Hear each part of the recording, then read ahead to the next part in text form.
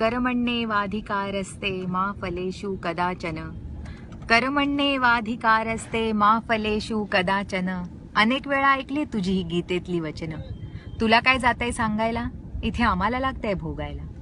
तुला काय जातंय सांगायला, इथे आम्हाला लागतंय भोगायला. हो हो कबूल आहे, तूही भोगत होतास. अरे पण मानव अवतारात असलास तरी शेवटी तू देवच होतास. आम्ही साधारण माणसं इतकी सहनशक्ती कुठून आणणार. होत असलेले अन्याय केवळ अगतिकतेनं बघत राहणार. त्या कंसानं स्वतःचा जीव वाचावा म्हणून दुसऱ्याची पोरं मारली. त्या कंसानं स्वतःचा जीव वाचावा म्हणून दुसऱ्याची पोरं मारली. ती तुझी भावंड होती म्हणून का तू त्याला लगेच शिक्षा केली. अरे या कलियुगातल्या कंसांपेक्षा तुझा मामा बराच म्हणावा. कोणी पुत्रप्राप्तीच्या हव्याचा पायी का पोटच्या पोरीचा गर्भावस्थेतच जीव घ्यावा. आणखी किती मुली इथे जन्मण्याआधीच मारल्या जाणार. त्या कंसाचा वध केलास, ह्यांना शासन कधी करणार.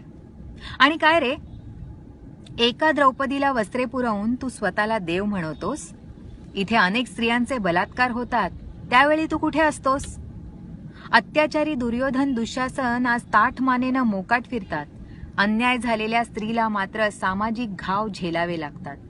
सत्तेसाठी लोचट अनेक धृतराष्ट्र अजूनही इथे जगतायत. सत्तेसाठी लोचट अनेक धृतराष्ट्र अजूनही इथे जगतायत. आंधळेपणाचं सोंग घेऊन खुशाल होणारे अन्याय बघतायत. त्या सगळ्या नराधमांना कधी आणणारेस ताळ्यावर.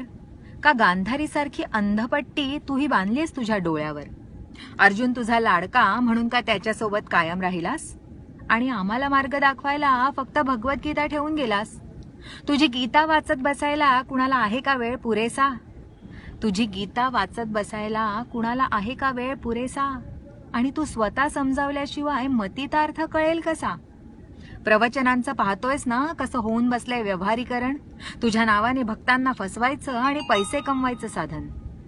मूर्तिरूप पुरे झालं, आता प्रत्यक्षात तू यायलाच हवं. दुष्टवृत्तीचा विनाश करत पुन्हा चक्र सुदर्शन फिरायलाच हवं. माणुसकी संपत चाललीये कृष्णा, आता तरी परत ये. माणुसकी संपत चाललीये कृष्णा, आता तरी परत ये. कलियुगाचा उद्धार कर, पुन्हा एकदा अवतार घे. कलियुगाचा उद्धार कर, पुन्हा एकदा अवतार घे.